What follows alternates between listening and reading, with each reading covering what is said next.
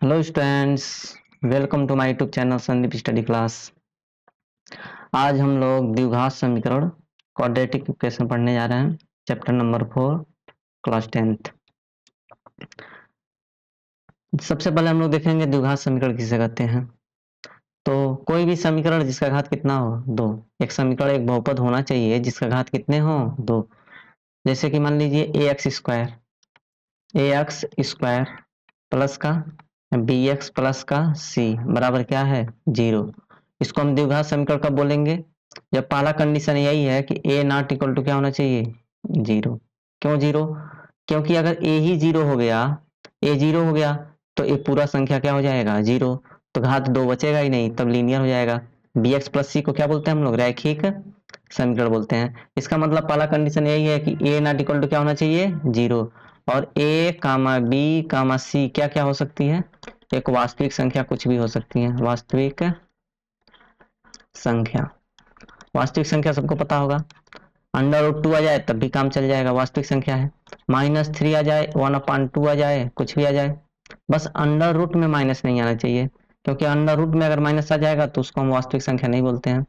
इसका मतलब ये हुआ कि अगर हम एक समीकरण लिखे √2 एक्स स्क्वायर प्लस का कितना 3x अब प्लस का कितना √2 इक्वल टू 0, तो क्या द्विघात समीकरण है, द्विघात समीकरण है। क्योंकि हमको क्या चाहिए, कंडीशन यही कहता है कि ए नॉट इक्वल टू 0 होना चाहिए, ए नॉट इक्वल टू 0 है। घात कितने हैं, 2। हमको यही तो देखना है कि घात कितनी होनी चाहिए, 2 होना चाहिए। अगर 2 घात रहेगा तो हम बोलेंगे द्विघात समीकरण है। समझ में आ रहा होगा। ऐसा बहुपद या ऐसा समीकरण जिसका घात कितना हो, 2 हो, उसी को बोलते हैं द्विघात समीकरण। अगर रैखिक समीकरण की बात करें, हम क्या बात करें, लीनियर इक्वेशन, लीनियर इक्वेशन का मतलब क्या होता है, रैखिक समीकरण। तो ऐसा समीकरण जिसका घात 1 होना चाहिए, इसमें क्या होना चाहिए, घात 1 होना चाहिए, बस खत्म। जैसे कि एक्स 3x प्लस 2 आ गया, घात कितना है, घात ही हमको देखना है, घात 1 होना चाहिए है, तो इसी को हम बोलते हैं क्या, रैखिक बहुपद।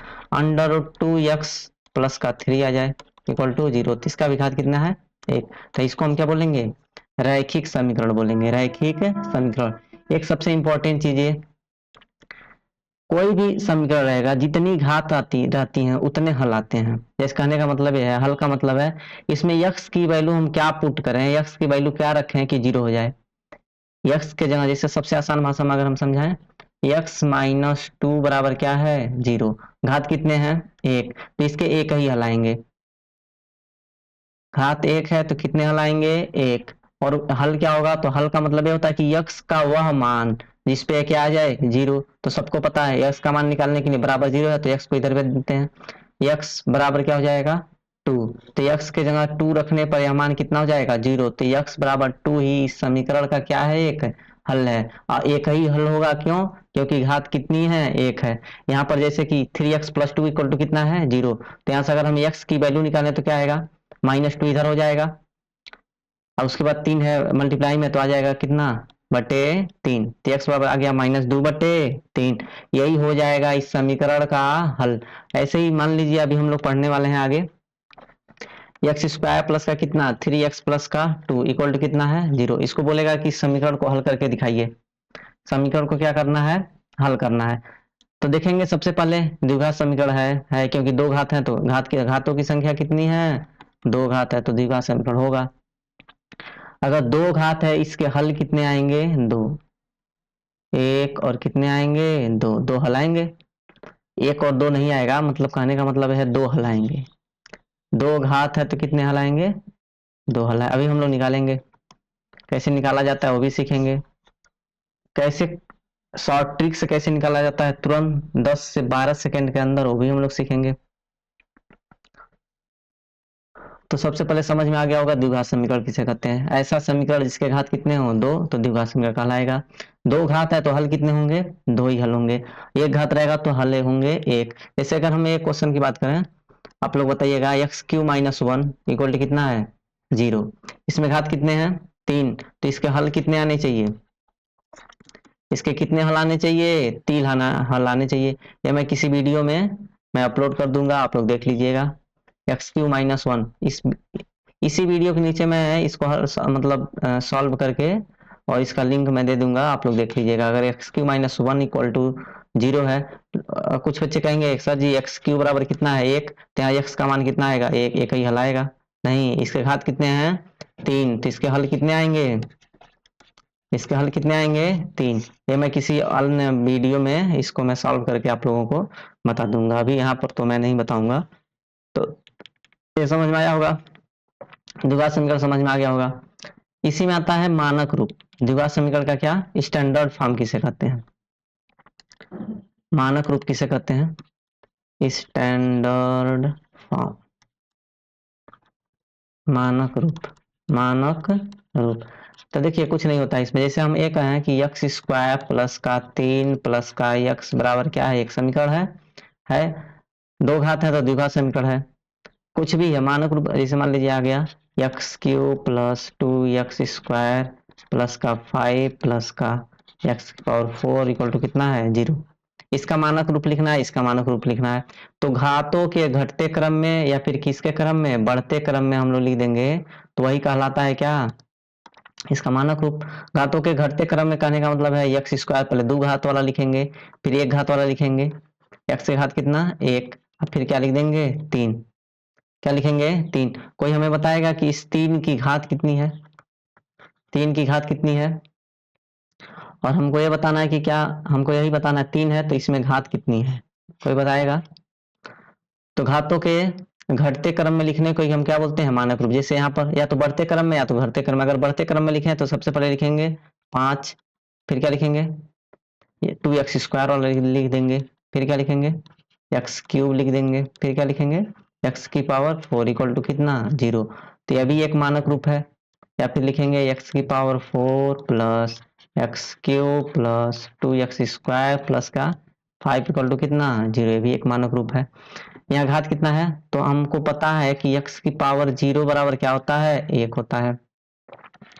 तो यहाँ पर इसकी घातों की संख्या कितनी है 0 है। जैसे हम कहें 3 है, 3 तो 3 में क्या छिपा है, यहाँ x छिपा है, x⁴ क्या छिपा है 0, तो हम 3 को 3 भी लिख सकते हैं, 3 इंटू x⁴ भी लिख सकते हैं, तब भी की वैल्यू कितनी आएगी 3 इंटू 1 इक्वल टू कितना 3। तो 3 का घात कितना है यहाँ पर, कोई पूछेगा कि इस 3 में इस समीकरण में x का घात कितना है, x² का तो 2 हो जाएगा, x का घात कितना है 1, तो 3 का घात कितना हो जाएगा, तो x⁴ 0, यहाँ घात कितना होगा 0।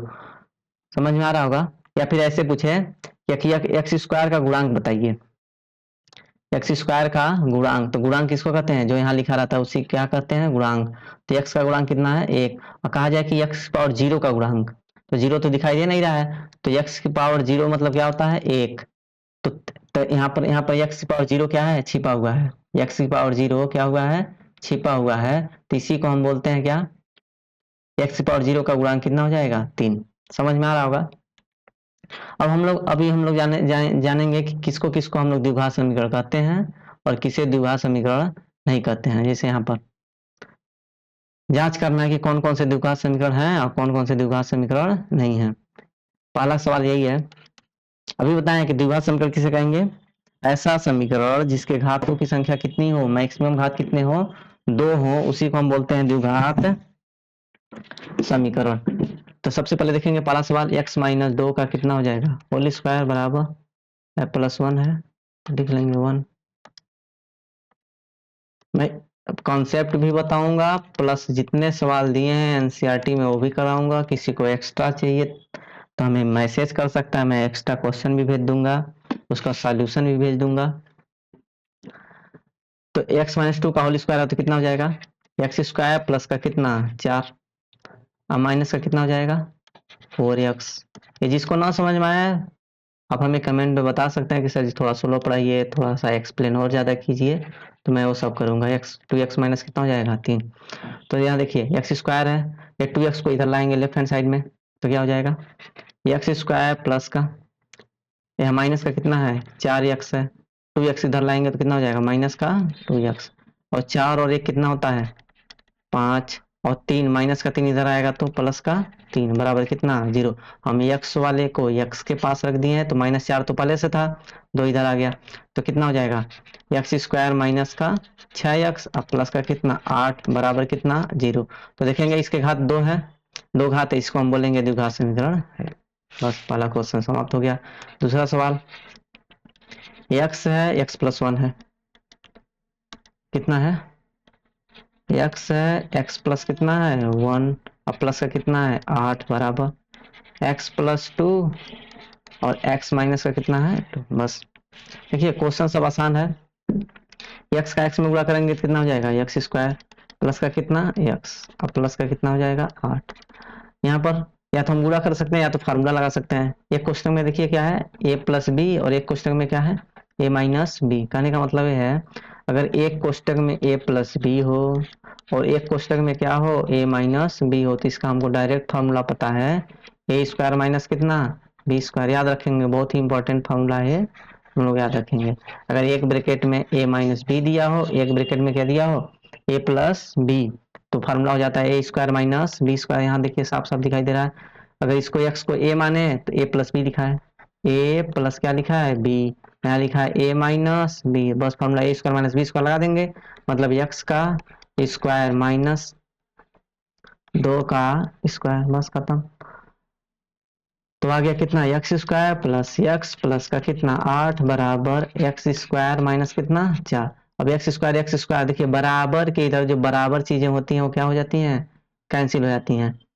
बराबर लिखा है इक्वल लिखा है, इक्वल के इधर दोनों साइड में अगर इक्वल चीजें हैं तो क्या हो जाएंगी वो कैंसिल। क्यों कैंसिल, क्योंकि एक्स स्क्वायर इधर लेफ्ट हैंड साइड में जाएगा तो माइनस एक्स स्क्वायर हो जाएगा और घट के कितना हो जाता है 0। तो यहाँ बचा कितना एक्स प्लस 8 और माइनस का 4, 4 इधर लाएंगे तो एक्स प्लस कितना हो जाएगा 12 बराबर 0।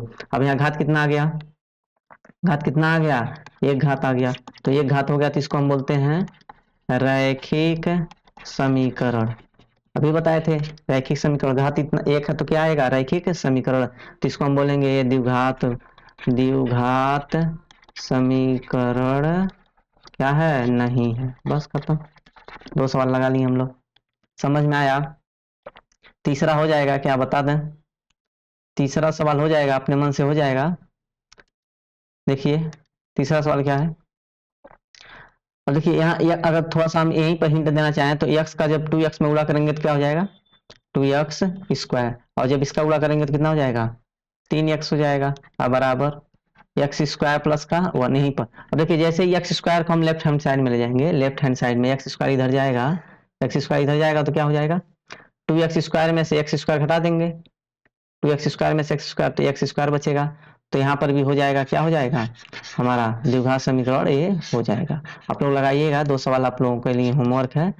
और यहाँ पर देखिए अगर चलिए इसको हम चौथा सवाल बता दे रहे हैं, x प्लस 2 का होल क्यूब है। चौथा सवाल क्या है x प्लस 2 का क्या है होल क्यूब है बराबर एक्स क्यूब माइनस कितना है 4। देख लें एक बार सवाल यही है, x प्लस 2 का होल क्यूब है। अब देखिए कुछ नहीं करना है, अब देख कर नहीं बताना है कि यहाँ 3 घात है तो समीकरण द्विघात समीकरण नहीं होगा, यहाँ पावर 3 आ गया तो समीकरण द्विघात समीकरण नहीं होगा। देख कर जैसे देखने से नहीं यहाँ पर होता है, जैसे हम ये कह दें कि x है x प्लस 1 है बराबर है 5, ये द्विघात समीकरण है। तो आप लोग कहेंगे सर जी यहाँ तो घात 1 है, यहाँ घात 1 है तो द्विघात समीकरण नहीं होगा, लेकिन ऐसा नहीं है। सबसे पहले हम लोग गुणा करेंगे, गुणा करेंगे तो क्या हो जाएगा एक्स स्क्वायर प्लस का कितना एक्स, एक्स का गुणा एक्स में करेंगे तो एक्स स्क्वायर, एक्स गुणा एक में करेंगे तो एक्स बराबर कितना आ जाएगा 5। अब घात कितने आ गए 2 तो द्विघात समीकरण होगा। वैसे ही यहाँ देख कर नहीं बताना है कि 3 घात आ गया तो सर जी द्विघात समीकरण नहीं होगा। सबसे पहले इसको सॉल्व करेंगे, सॉल्व कैसे करेंगे तो लिखा है a प्लस बी का कितना होल क्यूब, तो क्या होता है formula A cube plus B cube plus का कितना 3ab और कोष्टक में क्या हो जाता है a प्लस का b। बस खत्म। इसी पे हम लोग क्या करेंगे इसको ब्रेक कर देंगे। आराम से हम लोग पढ़ेंगे धीरे धीरे, एक एक कॉन्सेप्ट को समझते हुए। फार्मूला हम जितना लिखवा रहे हैं इसको आप लोग लिखते रहिए, याद करते रहिए, हर जगह काम आएगा। तो कितना हो जाएगा अगर इस फार्मूले पर रखें तो ए की जगह हो गया x और b की जगह हो गया कितना 2, इसी पर रख देंगे ए और b जहां जहां आ रहा है तो आ जाएगा एक्स क्यूब प्लस का कितना 2 का क्यूब प्लस का 3 है। उसके बाद क्या है a है, a के जगह क्या रखेंगे x और b के जगह क्या रखेंगे 2, सब गुणा हो जाएगा। समझ में आ रहा है। फिर क्या रख देंगे, एक्स प्लस का कितना 2 बराबर एक्स क्यूब माइनस 4 तो पहले से था ही। कोई दिक्कत, कोई दिक्कत नहीं है। तो यहाँ देखिए एक्स क्यूब से एक्स क्यूब क्या कर देंगे, हम लोग कैंसिल कर देंगे क्योंकि दोनों सेम है। तो आ जाएगा 2 दूना 4 दूना 8 आप प्लस 3 दूना 6 एक्स है। इसको गुणा करने पे कितना आएगा, 3 दूना 6 एक्स, और 6 एक्स का गुणा एक्स में करेंगे तो 6 एक्स स्क्वायर आप प्लस का 3 दूना 6 एक्स का गुणा 2 में करेंगे तो 12 एक्स बराबर कितना आ गया, माइनस का 4। बस खत्म हो गया। 6 एक्स स्क्वायर प्लस का 12 एक्स और माइनस 4 इधर आएगा तो प्लस का 12 बराबर क्या कर देंगे 0। हमको मतलब था कि द्विघात समीकरण है कि नहीं है, तो घात कितनी आ गई, घात आ गया 2, तो द्विघात समीकरण है। बस खत्म। समझ में आ रहा होगा, आशा करता हूँ कि समझ में क्या हो रहा होगा, आ रहा होगा। जैसे कि अब यहाँ पर क्वेश्चन है, हम लोग एनसीईआरटी फॉलो करेंगे। एनसीईआरटी 4.1 का ये भी क्वेश्चन, जितने क्वेश्चन दिए हम लोग सब सॉल्व करेंगे। पहला क्वेश्चन क्या है, पहला क्वेश्चन क्या है देखिए आप लोग। तो पहला क्वेश्चन है एक्स प्लस 1 का होल स्क्वायर 2x माइनस है 3। देखिए होल स्क्वायर है, इधर एक्स स्क्वायर कहीं है नहीं कि कटेगा, तो यहाँ एक्स स्क्वायर तो आएगा ही, तो द्विघात समीकरण तो होगा ही। समझ में आ रहा है, जिसको नहीं समझ आ रहा है देखें। पहला हम लोग मेथड से तो करेंगे ही पहले, लेकिन देखते ही अगर क्वेश्चन बन जा रहा है तो उसको भी देखेंगे कि कैसे बन रहा है। जैसे कि यहाँ एक्स है, एक्स प्लस 1 का होल स्क्वायर है, एक्स प्लस 1 का क्या है होल स्क्वायर, तो यहाँ तो होल स्क्वायर आएगा ही, लेकिन यहाँ पर घात कितना है 1, तो कैंसिल आउट होगा नहीं, तो इसलिए द्विघात समीकरण होगा। लेकिन हम लोग सॉल्व भी कर लेते हैं। एक्स प्लस 1 का होल स्क्वायर बराबर कितना 2 और एक्स माइनस कितना है 3, बस तो हो जाएगा कितना, एक्स स्क्वायर अभी बताए थे, ए प्लस बी का whole square X square plus 1 plus कितना 2x बराबर कितना 2x माइनस का कितना 6। लेफ्ट हैंड साइड में लाएंगे, देखो 2x से 2x कैंसिल हो जाएगा, तो आ जाएगा एक्स स्क्वायर अब प्लस 1 तो पहले से था, माइनस 6 इधर आएगा तो प्लस हो जाएगा 7 बराबर कितना 0। तो द्विघात समीकरण हो जाएगा। पहला सवाल हो जाएगा। दूसरा सवाल समझ में आ रहा होगा। दूसरा सवाल कितना है, एक्स स्क्वायर माइनस का 2x बराबर माइनस का 2 और गुणा कितना करेंगे 3 माइनस एक्स। सॉल्व करते जाएंगे, तो कुछ नहीं करना, इस -2 का पहले मल्टीप्लाई करेंगे, देख कर नहीं बताना है, 2 घात है तो हो गया सर जी द्विघात समीकरण हो गया। पहले हम लोग सॉल्व करके थोड़ा सा क्या करेंगे देख लेंगे। तो एक्स स्क्वायर हो जाएगा माइनस का कितना 2x बराबर माइनस का कितना 6 और माइनस माइनस प्लस का कितना हो जाएगा 2x। तो देखिए यहाँ पर नहीं कटेगा क्योंकि यहाँ माइनस का क्या है, यही तो हम बताना चाह रहे थे कि कैंसिल आउट कब होगा, जब यहाँ माइनस का 2x है तो इधर भी होता क्या माइनस का 2x, तो 2x से 2x को क्या करते हम लोग कैंसिल कर देते हैं, लेकिन यहाँ पर कैंसिल आउट नहीं होगा। तो क्या होगा, तो इसको लेफ्ट हैंड साइड में लाएंगे तो आ जाएगा कितना एक्स स्क्वायर माइनस का 2x पहले से था, माइनस का 6 इधर आएगा तो प्लस का 6 और माइनस का क्या आ जाएगा 2x बराबर कितना 0। तो क्या हो जाएगा एक्स स्क्वायर माइनस का कितना 4x अब प्लस का कितना 6 बराबर कितना 0। बस खत्म, यही है आंसर। क्यों, क्योंकि घात अब आ गए कितने 2, घात हो गया 2, तो इसको बोलेंगे द्विघात समीकरण है। हमको चेक करना था। पहला दूसरा सवाल हो गया। तीसरा सवाल भी देख लेते हैं, x माइनस 2 एक्स प्लस 1। तीसरा सवाल क्या है, चलिए यहाँ पर लगाते हैं हम लोग तीसरा सवाल, x माइनस 2 एक्स प्लस 1। क्या है क्वेश्चन में, x minus 2 X plus 1 X minus 1 X plus 3 equal to कितना है x माइनस 1 और x प्लस का कितना है 3। अब देखो अगर जिन बच्चों को समझ में आ रहा है उनको यहीं पर पता चल जाएगा कि यह द्विघात समीकरण नहीं है। क्यों नहीं है, क्योंकि x का गुणा x में करेंगे तो क्या आएगा, एक ही बार बनेगा एक्स स्क्वायर बनेगा ना, और जब यहाँ x का गुणा x में करेंगे तब भी बनेगा एक्स स्क्वायर, और दोनों एक्स स्क्वायर कैंसिल आउट हो जाएगा, इसलिए द्विघात समीकरण नहीं है। लेकिन हम लोग फिर भी क्या करेंगे, सॉल्व करके हम देख लेते हैं कि द्विघात समीकरण है कि नहीं है। देखिए x का गुणा x में करेंगे तो कितना हो जाएगा एक्स स्क्वायर, x का x में गुणा करने पर एक्स स्क्वायर, x का गुणा अब 1 में करेंगे कितना हो जाएगा प्लस का x, जब इसमें करेंगे तो माइनस का 2x और माइनस का 2 इक्वल टू, फिर हो जाएगा एक्स स्क्वायर प्लस का 3x माइनस का x, माइनस का कितना हो जाएगा 3। समझ में आ रहा होगा? Are you getting my point? तो कितना हो जाएगा, एक्स स्क्वायर से एक्स स्क्वायर अभी इस बार क्या हो जाएगा, कैंसिल, बस खत्म। और दो घात तो बचा नहीं कहीं, तो ये हो जाएगा माइनस का x माइनस का 2 इक्वल टू कितना, 3 में से 2 एक जाएगा तो 2x और माइनस का कितना 3।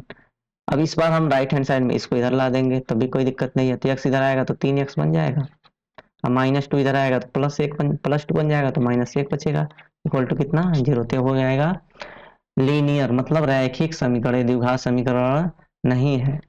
लिखेंगे द्विघात समीकरण नहीं है। समझ में आ रहा है? सबको समझ में आ रहा है? x माइनस 3 है, 2x प्लस 1 है। अब यहाँ पर देखा, जिन बच्चों को समझ में आ रहा है वहां यहीं पर निपटा देगा सवाल को, वहां जाने की जरूरत ही नहीं है। देखिए 2x का x में गुणा करेंगे तो कितना हो जाएगा 2x स्क्वायर, और जब x का x में करेंगे तो x स्क्वायर, तो यहाँ तो आ रहा है 2x स्क्वायर, यहाँ तो आ रहा है x स्क्वायर, तो हम कहने का मतलब है इधर आ रहा है 2x स्क्वायर, इधर इसको गुणा करने पर क्या आ रहा है 2x स्क्वायर, और जब इधर इधर गुणा करेंगे तो x स्क्वायर। अब कटेगा कटेगा नहीं, सेम तो है नहीं, तो x स्क्वायर इधर लाएंगे तो घटेगा, तो बच जाएगा x स्क्वायर, और हमको यही चाहिए कि घात कितना बचना चाहिए 2, तो ये हो जाएगा द्विघात समीकरण हो जाएगा। कहने का मतलब ये है x minus 3 2x plus 1। Question क्या है चौथा वाला, x minus 3 2x plus 1 equal to, जगह थोड़ा कम लग रहा है तो हम लोग नीचे लिखेंगे x प्लस 5 है। क्वेश्चन नंबर कौन सा, चौथा, क्या है x माइनस 3 2x प्लस 1, और क्या है x प्लस 5 है, इक्वल टू कितना है x प्लस का क्या है, तो हम लोग तो पहले देखते ही बता दे रहे हैं कि द्विघात समीकरण है कि नहीं है। अब सॉल्व भी करके x का गुणा 2x में करेंगे तो 2x स्क्वायर, x का गुणा 1 में करेंगे तो प्लस का x, यहाँ माइनस का 3 दूना 6x और माइनस का कितना 3 बराबर x स्क्वायर प्लस का कितना जाएगा 5x, बस खत्म। 2x सबको इधर लेफ्ट हैंड साइड में लाएंगे तो 2x स्क्वायर प्लस का x पहले से था और माइनस का 6x, तो ये घट कर कितना हो जाएगा, ये पहले से घट के कितना हो जाएगा, तो माइनस का 5x माइनस का 3 माइनस का x स्क्वायर माइनस का 5x बराबर कितना 0, बस खत्म। 2x स्क्वायर में से x स्क्वायर घटाएंगे तो x स्क्वायर माइनस का 10x और माइनस का कितना आ जाएगा 3 बराबर कितना 0, क्वेश्चन खत्म। घात आ गया कितने 2, तो बोलेंगे द्विघात समीकरण है। समझ में आ रहा होगा? क्या सभी को समझ में आ रहा है? अब यहाँ पर एक 5वां सवाल है, लगाएंगे आप लोग या फिर बता दें? 6वां सवाल हो जाएगा, ये 7वां सवाल है, और कौन सा है 8वां सवाल है। ये आप लोग होमवर्क है, इसको लगा लीजिए। अगर किसी को कोई दिक्कत होगा तो आप लोग कमेंट कीजिएगा, ये सवाल भी हम, या फिर व्हाट्सएप या फिर जो भी टेलीग्राम रहेगा उस पर आप लोग मैसेज कीजिए कि सर जी इस वाले क्वेश्चन का 5वां 6वां नहीं हुआ है, फिर वहां पर हम आप लोगों को प्रोवाइड कर देंगे। अब चलते हैं आगे हम लोग।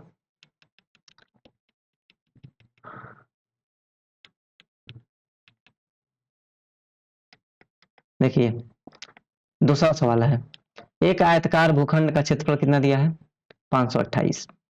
आयतकार भूखंड है, आयतकार का मतलब क्या है, कोई चीज है जो आयतकार आकार का है, भूखंड है भूमि है जो कितने आकार का है आयतकार आकार का है।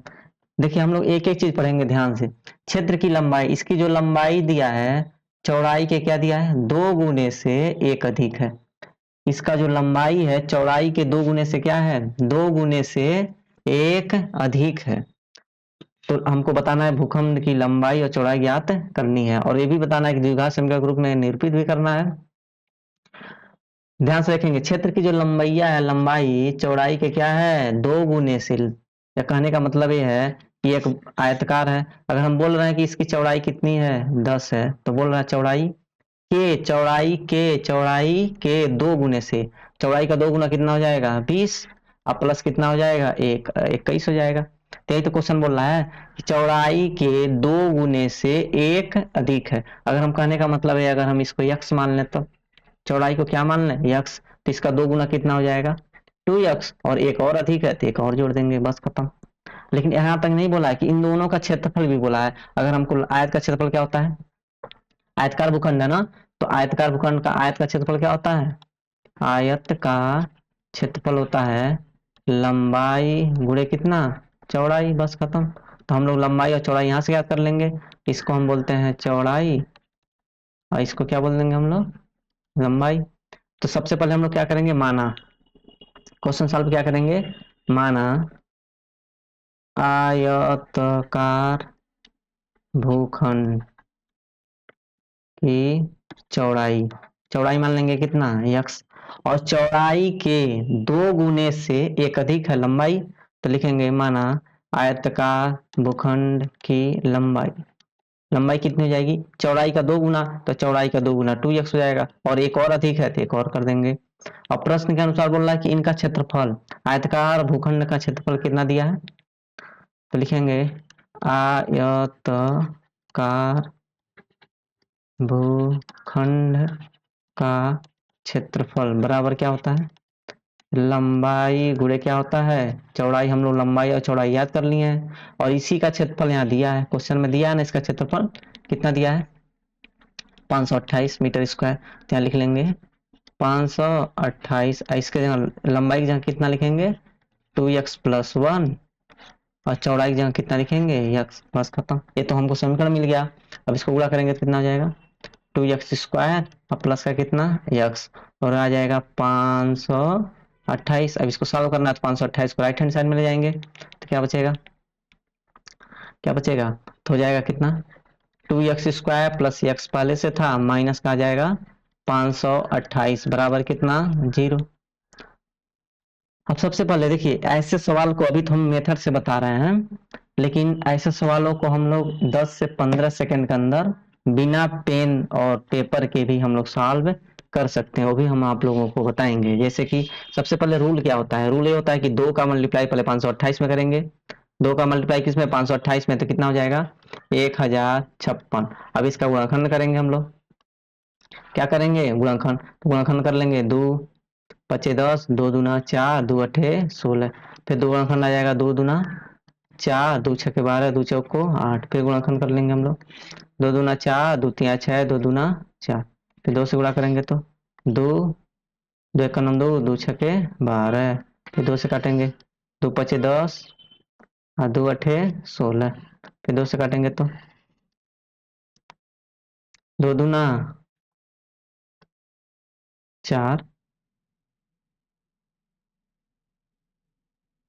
2 दूना 4, 1 2 नवा कितना हो जाएगा 18, कहीं गलती हुआ है 2 दूना, अच्छा यहाँ पर 2 चौको और 2 छके 12, यहाँ पर 2 छके 12 हो गया, 2 चौको 8 हो गया, 2 2 सही है, 2 एक का नम 2, 2 छके 12 सही है, 2 पचे 10, 2 अठे 16 सही है, 2 दूना 4, 2 18 सही है। अब किससे कटेगा ये 29 से, किससे कट जाएगा 29 से, 5 दूना 10 एक 56 से, 2 दूना 4 दूना 8 दूना 16 दूना 32 दूना 32, घटाने पे एक लाना है, 528 ही है, कहीं कुछ मिस्टेक हो रहा है, 528 है, यक्स माने हैं इसके 2 गुने से क्या है एक अधिक है, 2 गुना से एक अधिक मान लिए हैं। जब इसे मल्टीप्लाई करेंगे तो 2x² आ गया प्लस का x आ गया, जब इसको लाएंगे 2x² प्लस x माइनस का कितना आ गया 528 बराबर कितना आ गया 0। जब इसका गुणनखंड करना है तो 528 गुणे 2 कर लेंगे, ठीक है, 2 से काटेंगे 2 पचे 10, 2 दूना 4, 2 अठे 16, 2 चौक, अच्छा यहाँ पर मिस्टेक हुआ है भाई, वही तो मैं कह रहा हूँ कहाँ मिस्टेक हो गया है, देखिए यहाँ पर, सॉरी फॉर द मिस्टेक। तो हम लोग देखेंगे यहाँ पर, अब क्या है, जैसे 2 से काटेंगे तो 2 दूना 4, 2 बार में जाएगा ना, 2 छके 12, 2 चौको 8, अब फिर 2 से काटेंगे 2 एक नम 2, 2 तिया 6, 2 दूना 4, फिर 2 से काटेंगे तो 2 छके 12 और 1 2 छके 12, फिर 2 से काटेंगे तो 2 3 अब 33 को 33 ही रहने दो, तो भी कोई फर्क नहीं पड़ेगा। क्यों? क्योंकि हमको चाहिए क्या, 2 दूना 4 दूना 8 दूना 16 दूना 32। तो हमको देखो एक और कॉन्सेप्ट मैं बताता हूँ। यहाँ माइनस आ रहा है, क्या आ रहा है, माइनस। माइनस आने पर खाली चेक करना कि घटाने पे एक आना चाहिए, घटाने पर एक और गुणा करने पर वही आना चाहिए 1056। तो घटाने पे जो फैक्टर आया है इसको गुणा करने पर तो 1056 आएगा ही, लेकिन घटाने पर एक कब आएगा, जब हमारे पास कोई ऐसा हो जैसे 33 हो, 32 हो, 5 हो, 16 हो, 17 हो, तभी तो घटाने पे एक आएगा। लेकिन हमको कौन सा मिल जा रहा है, 33 और 32, क्योंकि यहाँ 33 मिल गया है और हमको 2 दूना 4 दूना 8 दूना 16 दूना 32, मतलब 33 में से 32 घटाने पर कितना मिलता है, एक मिलता है। तो हो गया क्वेश्चन खत्म, हो गया आएगा 2x² प्लस को, यहाँ एक लिखा है तो एक को हम क्या लिख सकते हैं, 33 माइनस 32, कोई दिक्कत। यहाँ पर x हो जाएगा माइनस का 528 बराबर कितना, 0। हो गया खत्म। 2x² प्लस का कितना, 33x माइनस का 32x माइनस का कितना हो जाएगा 528 बराबर कितना, 0। यहाँ पर कॉमन ले लेंगे x, तो आ जाएगा 2x प्लस का कितना, 2x प्लस का कितना 33। यहाँ पर हम लोग कितना कॉमन लें, तो यहाँ पर हम लोग कॉमन ले लेंगे कितना, 16। 16 से भाग दें तो 16 दूना 32, 2x आ जाएगा, अब माइनस है तो माइनस, देखिए यहाँ माइनस कॉमन नहीं है तो यहाँ क्या बचेगा, प्लस। अब 16 से भाग देंगे तो 16 चौको 16 16 16 48, बचेगा कितना, 4 16 48 33 बचेगा। और हमको ये दोनों सेम भी चाहिए था, दोनों को दोनों सेम मिल भी गया। तो एक ब्रैकेट में आ जाएगा 2x प्लस का 33 और एक ब्रैकेट में आ जाएगा x माइनस का 16 बराबर कितना, 0। तो यहाँ से x की वैल्यू आ जाएगी माइनस का 33/2 और यहाँ x की वैल्यू कितनी आ जाएगी, 16। लेकिन हमको क्या चाहिए था, माइनस में तो आएगा नहीं इसकी भुजा, तो x का मान कितना आ गया, 16। इसका मतलब चौड़ाई कितना आ गया, चौड़ाई आ चुका है 16, क्योंकि हम लोग x माने थे, चौड़ाई को x माने थे, कितना आ गया 16। और लंबाई को कितना माने थे, 2x प्लस का 1, तो कितना आ जाएगा, 16 दूना 32, 16 गुणे 2 प्लस का 1, 16 दूना 32 1 33, तो आ जाएगा कितना, 33। समझ में आ गया होगा। चलिए चलते हैं अगला क्वेश्चन, नेक्स्ट क्वेश्चन। दो क्रमागत धनात्मक पूर्णांकों का गुणनफल दिया है कितना, 306। दो क्रमागत पूर्णांकों का गुणनफल, पूर्णांक दिया है उसका क्या दिया है, गुणनफल। तो क्रमागत का मतलब होता है क्रम से धनात्मक दिया तो मान लेंगे पहला, माना पहली क्रमागत धनात्मक पूर्णांक, धनात्मक मानना है ना, धनात्मक पूर्णांक बराबर कितना हो जाएगा, तो x हो जाएगा। तो दूसरी कितनी हो जाएगी, दूसरी क्रमागत धनात्मक पूर्णांक कितनी हो जाएगी, तो क्रम से है तो x प्लस 1 हो जाएगा। अब क्वेश्चन में क्या कह रहा है कि इन दोनों का गुणनफल ही किसके बराबर है, 306 के, तो दोनों का गुणा करके 306 के बराबर कर देंगे। प्रश्नानुसार क्या हो रहा है, इन दोनों का गुणा करने पे x और x प्लस 1 का गुणा करने पे किसके बराबर आ रहा है, 306 के, गुणा कर दो। x² प्लस का कितना, x बराबर कितना 306, तो कितना आ गया, x² प्लस x माइनस का कितना 306 बराबर कितना, 0। अब यहाँ फिर हम लोग गुणनखंड करेंगे और देखो एक लाना है, माइनस आया तो घटाने पे कितना लाना है, एक। अगर प्लस आता है तो जोड़ने पे चेक करते, जैसे ही यहाँ पर माइनस, इस प्लस को देखना ही नहीं है, इस माइनस की वजह से हमको देखना है कि घटाने पे कितना आना चाहिए, एक। और घटाने पे एक कब आएगा, जब कोई नंबर पास पास हो, ऐसा कोई दो नंबर हो पास पास हो और गुणा करने पर 306 भी आ रहा हो, तो सबसे पहले 306 का क्या कर लेंगे हम लोग, गुणनखंड।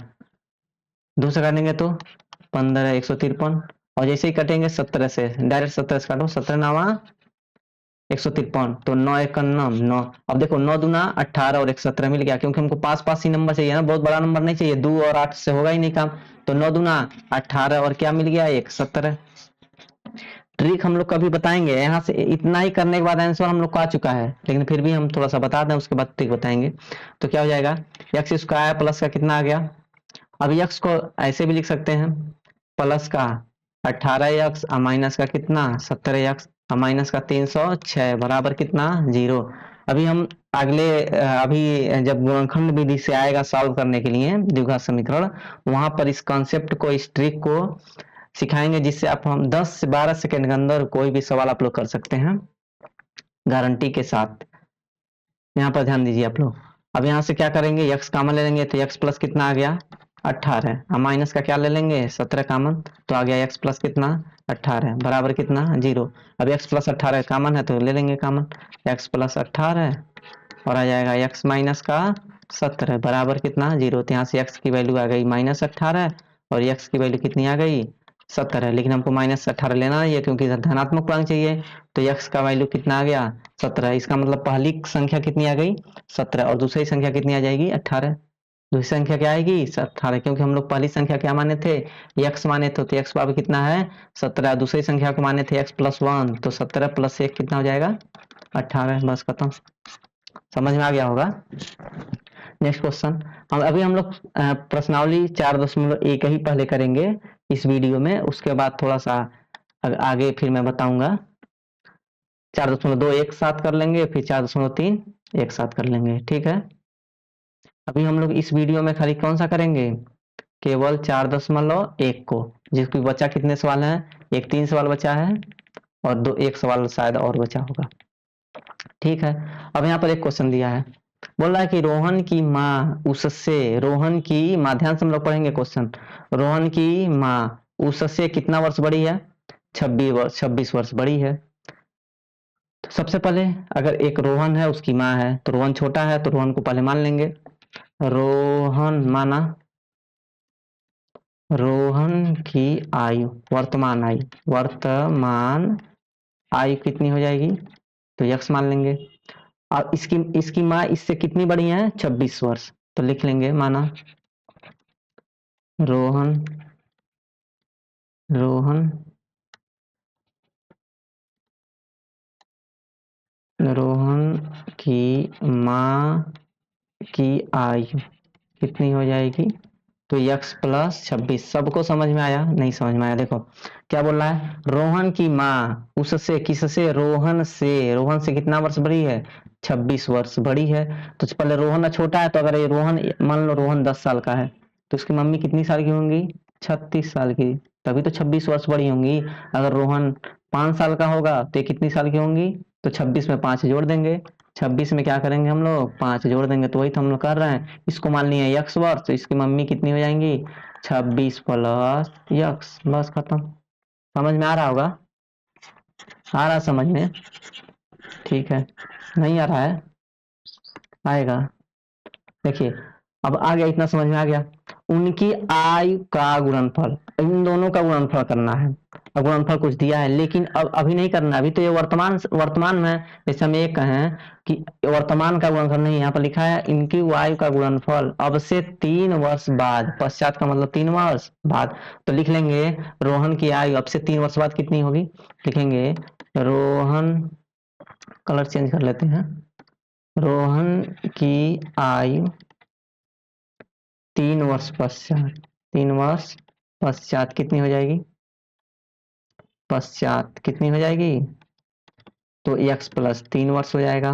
और रोहन की माँ की आयु, रोहन की माँ की आयु 3 वर्ष क्या पश्चात कितनी हो जाएगी, तो अभी कितनी है x प्लस 26 है, प्लस का कितना जोड़ देंगे 3, तो कितनी आ जाएगा x प्लस का 29। अब बोल रहा है अब इन दोनों का गुणनफल, अब इन दोनों का गुणनफल इसका और इसका कितना दिया है 360, प्रश्न के अनुसार दोनों का गुणा कर लेंगे, प्रश्नानुसार दोनों का गुणनफल मतलब x प्लस 3 और गुणा किसका करेंगे, तो x प्लस 29 बराबर कितना 360। बस खत्म क्वेश्चन।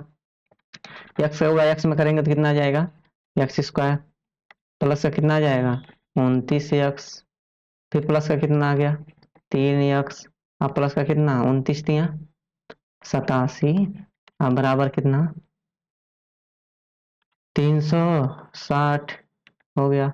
अब आ जाएगा एक्स स्क्वायर, 29 + 3 कितना आ जाएगा 32x, अब 87 तो पहले से था, इधर आएगा तो 360 बराबर कितना 0, घटा देंगे एक्स स्क्वायर प्लस का 32x, अब प्लस का, देखिए 0 में से 7 गया तो बचेगा कितना 3, यहाँ बचा कितना 5, 5 में से 7 गया तो 15, 15 में 7 गया तो कितना बचेगा 8 बच जाएगा, कितना बचेगा 8, और यहाँ पर कितना बच जाएगा 2, यही बचेगा 7 3 10 का 0, 8 7 15 8 2 2 1 3 283। अब इसका हम लोग क्या करेंगे,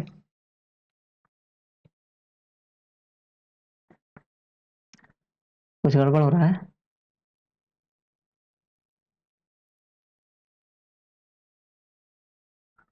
7 बचेगा, यहाँ 15 है ना, 15 में से 87 है, कितना है, अच्छा 29 × 3 है ना, तो यहाँ 97 आएगा। क्या आएगा, 97। थोड़ा सा मिस्टेक, क्या आएगा 97। यहाँ पे क्या घटाएंगे 97, तो क्या बचेगा 273 इक्वल टू कितना, 0। समझ में आ रहा है। तो कितना आ गया, यक्स स्क्वायर प्लस का 32 यक्स माइनस का बचेगा ना, क्या बचेगा माइनस का, यहाँ पर आ जाएगा कितना, माइनस का 273 माइनस का 273 बराबर कितना, 0। अब यहाँ देखो माइनस आया, माइनस का आया मतलब घटाने पर 32 चाहिए और गुणा करने पर 273 चाहिए। तो 273 का पहले गुणाखंड कर लेंगे हम लोग, 3 से काटेंगे, 3 9 27, 3 1 9 3, फिर कटेंगे 3 से, 3 से नहीं 13 से कटेगा, 7 से काट लो, किससे काट लो 7 से, 7 से काटेंगे तो 13 सते 91, 13 बार में, और फिर आ जाएगा 13, 13 का नाम 13।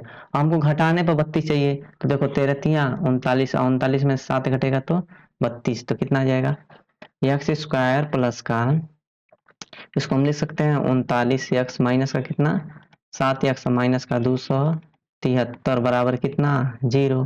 तो आ गया कितना एक्स स्क्वायर, यक्स कॉमन ले लेंगे, क्या करेंगे यक्स कॉमन, और जैसे यक्स कॉमन लेंगे तो यक्स प्लस कितना हो जाएगा 39, माइनस का 7 कॉमन लेंगे तो यक्स प्लस का बचेगा, 7 कॉमन लेंगे 7 से भाग भाग करेंगे, 7 की 21, और कितना बचेगा 6 7 9 63 बराबर कितना, 0।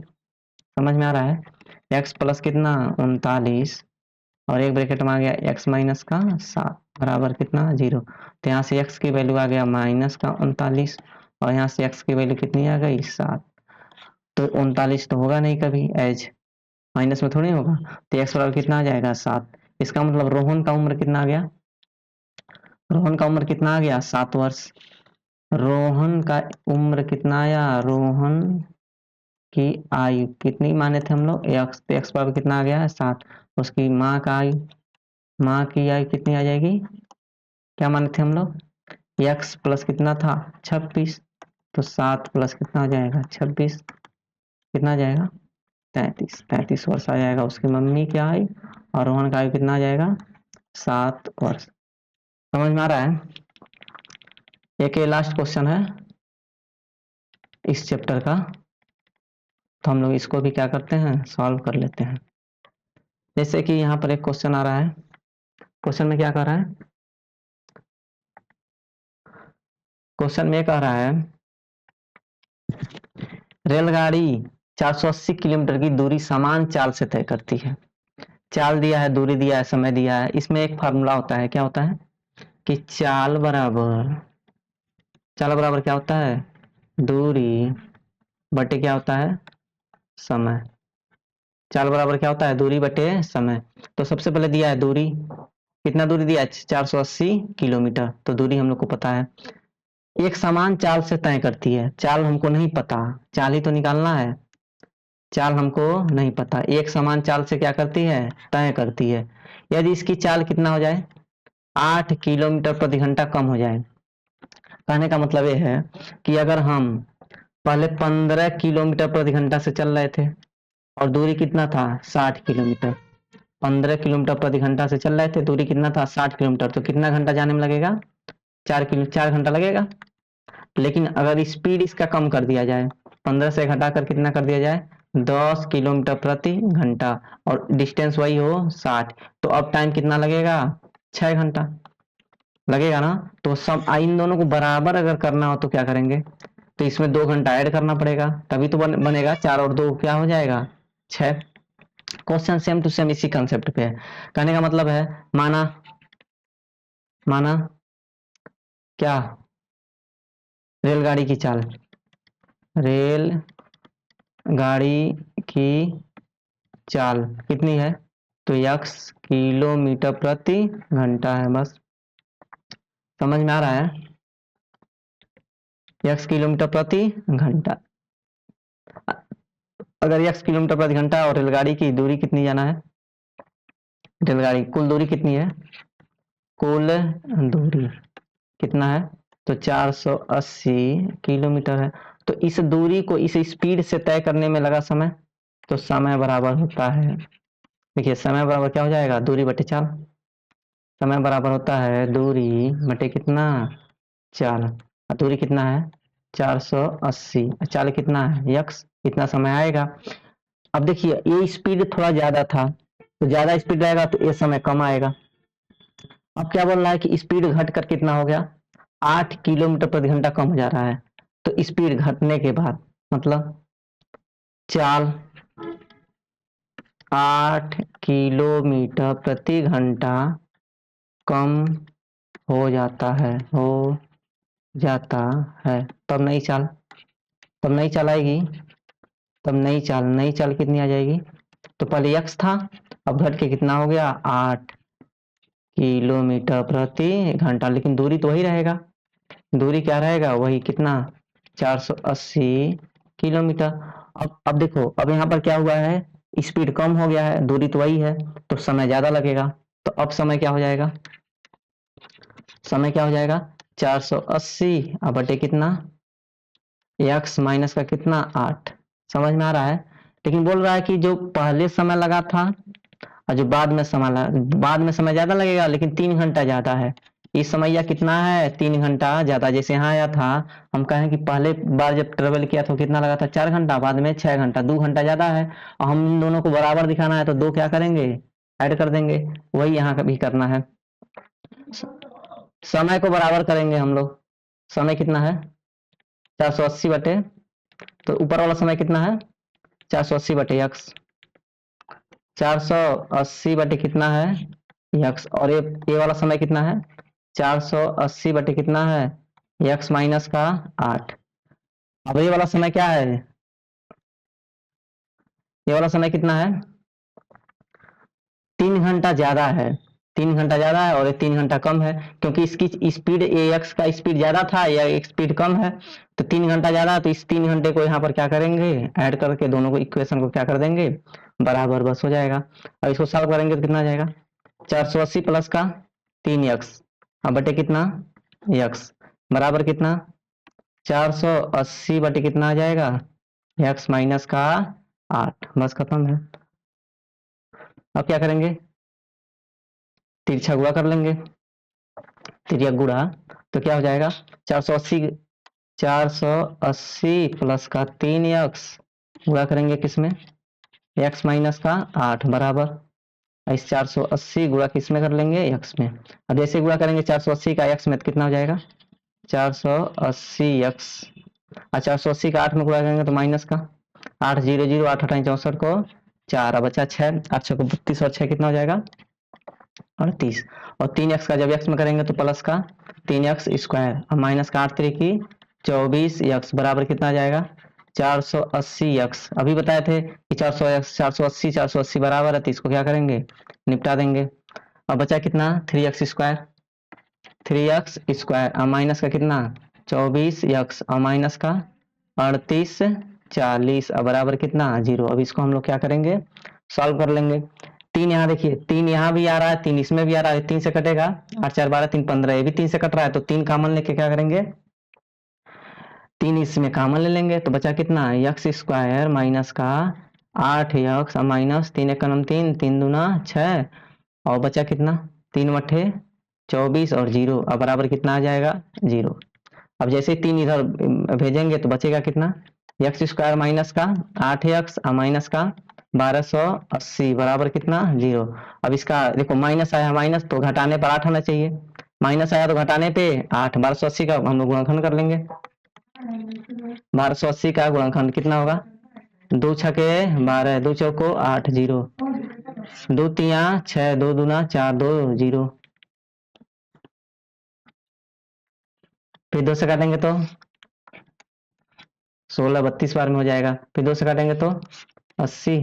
हमको चाहिए क्या, घटाने पे चाहिए हमको 8, तो ऐसा कुछ लाएंगे, घटाने पे 8 है तो 8 से ही चलो 2 से काट लेते हैं, 2 40, फिर 2 से काटेंगे तो कितना आ जाएगा 20, फिर 2 से काटेंगे तो कितना आ जाएगा 10। अब 10 को 10 से इस काट लो अभी, या फिर 2 से काट लो, चलो 2 बचे 10, अब 5 से काटेंगे तो 5 से अब ऐसा जोड़ा बनाना है कि घटाने पर 8 है, तो 2 दूना 4 दूना 8 दूना 16 आ गया, 2 दूना 4 दूना 8 दूना 16 पचे 80, 2 दूना 4 दूना 8 दूना 16 दूना 32 दूना 64, और 2 दूना 4 5 चौका 20। क्या बनेगा ऐसा जोड़ा कि हमको घटाने पे कितना आना चाहिए 8 आना चाहिए, और गुणा करने पे क्या आना चाहिए